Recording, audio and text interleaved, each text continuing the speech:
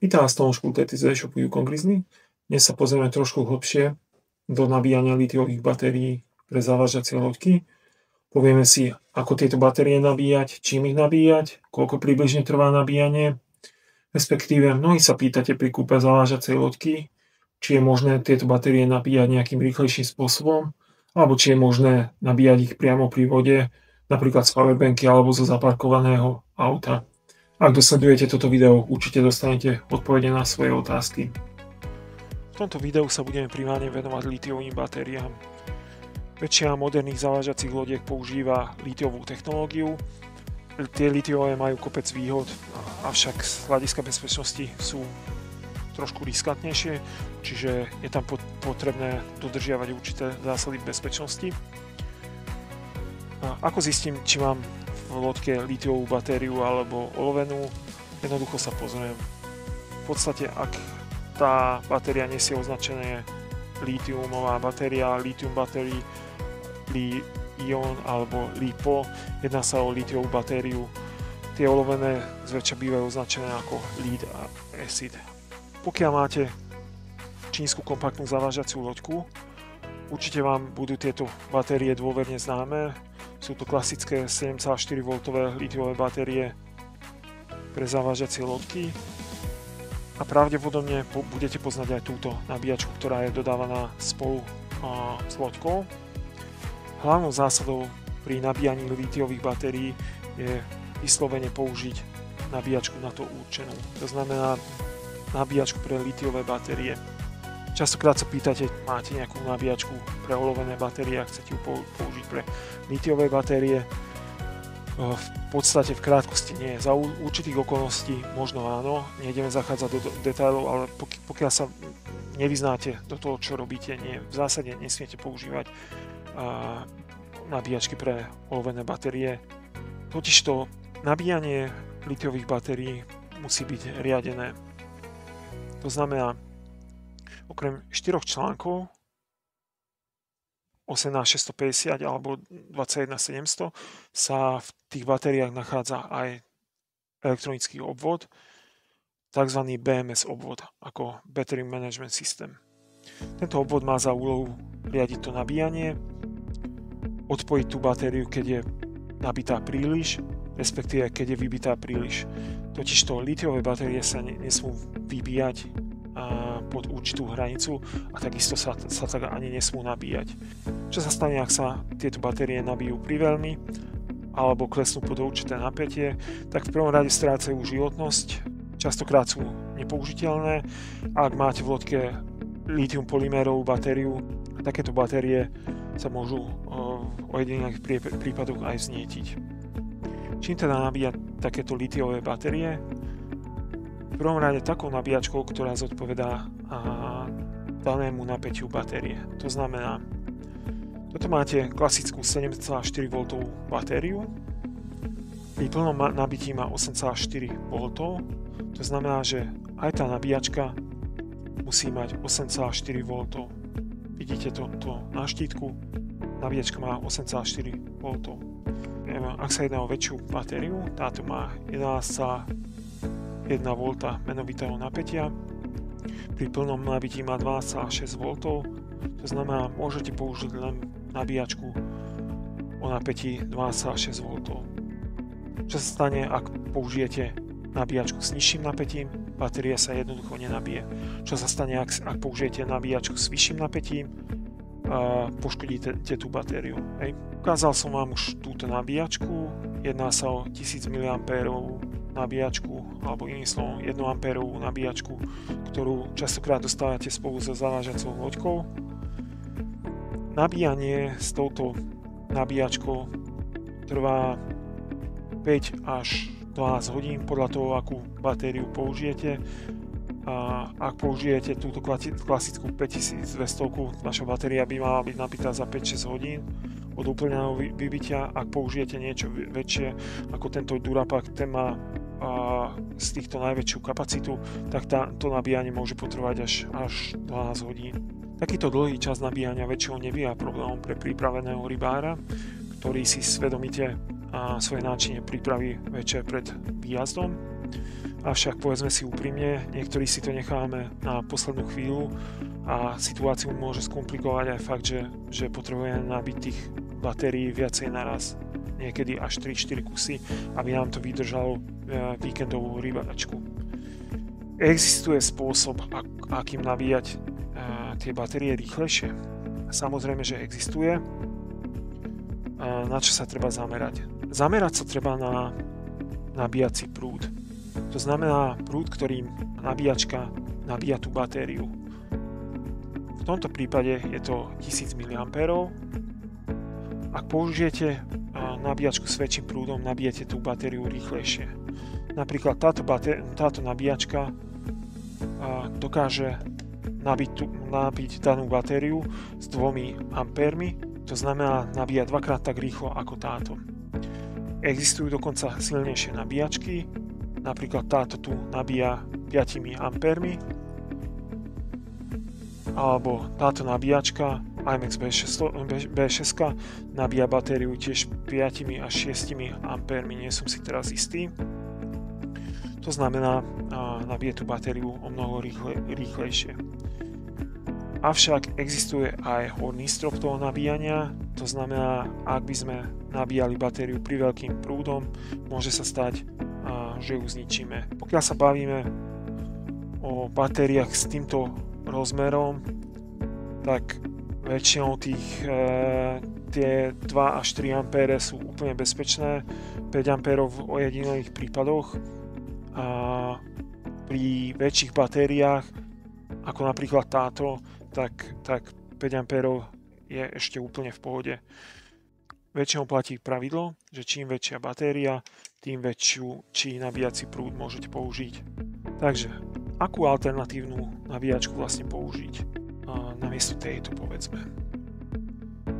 Ako sme spomínali, treba dodržiavať to nabíjacie napätie. To znamená, táto nabíjačka má nabíjacie napätie 8,4 V, alternatíva musí byť tiež 8,4 V nabíjačka, avšak namiesto 1 A môže nabíjať 2 A, 5 A, povedzme. Máme tu nabíjačku IMAX B6, ktorá je vlastne univerzálnou nabíjačkou a dokáže nabíjať široké portfólio tých batérií. Ona si poradí dokonca aj s olovenými batériami a viete tam v nejakých rozumných medziach nastaviť aj nabíjací prúd. Ona si vie prispôsobiť aj nabíjacie napätie. Je možné tieto batérie nabíjať aj pri vode? Samozrejme, určite áno. Potrebujete však na to vhodný zdroj. Čo tým chcem povedať? Potrebujete na to niečo, čo vám dodá dostatok energie na to nabíjanie. V podstate by to mohla byť powerbanka alebo priamo autobatéria. Nerobte si však ilúzie, a z určitej olovenej batérie môžete nabiť takúto litiovú batériu maximálne 3 až 4 krát, aby ste to auto potom bezpečne aj naštartovali. Čiže nabíjanie je stratový cyklus, nejde to 1:1, 60 Ah autobatéria vám takúto batériu nenabije 6 krát. Hej. Čo k tomu budete vlastne potrebovať? Okrem toho zdroja budete potrebovať aj nabíjačku prispôsobenú na daný vstup. Čiže ak ju chcete nabíjať z auta, budete potrebovať nabíjačku do autozapáľovača. Toto je taká nabíjačka, nabíja rovnakým prúdom ako táto nabíjačka a napätie má tiež rovnaké. Hej. Spomínali sme, to napätie je kritické, musí byť to isté. Ďalšou možnosťou je nabíjanie z USB nabíjačky. Takúto nabíjačku väčšinou viete priamo pichnúť do powerbanky a ten výstup, ktorý vám tá powerbanka umožňuje, viete preniesť priamo do batérie. Zaujímavosť, väčšina powerbank dokáže odovzdať výstupný prúd 1 až 2 A. Niektoré ich majú dokonca rozdelené tie USB výstupy na 500 mA a 2 A, povedzme. Respektíve môžete použiť aj takýto druh nabíjačky, tento IMAX. On dokáže fungovať aj z autobatérie, čiže priamo ju viete pripojiť na autobatériu štipcami, alebo si viete tam ten vstupný konektor prispôsobiť aj na autozapalovač, povedzme. Čiže táto nabíjačka vlastne potrebuje vstupné napätie od 11 až 18 V. Hej. Ešte by sme si povedali niečo o balančnom nabíjaní. Čo to je vlastne balančné nabíjanie? Balančné nabíjanie je taký spôsob nabíjania, ktorý je šetrnejší voči batérii. Ak si predstavíte túto batériu, ona vlastne pozostáva z 3 radov tzv. Sériových článkov. Keby ste takúto batériu nabíjali klasickým spôsobom, napríklad cez tento konektor alebo tento konektor, nebude vám žiaľ nabíjať tú batériu rovnomerne. To znamená, po určitom čase tam bude nepomer napätia medzi jednotlivými napäťovými vetvami a z toho vyplýva, že niektorá vetva dostane toho napätia viacej a pri nabíjaní a niektorá zase menej. Čo to spôsobuje? No, po čase to spôsobí degradovanie tej batérie, totižto niektoré vetvy sa budú kvázi prebíjať. Balančné nabíjanie má ušetriť tento problém a robí sa to 2 spôsobmi.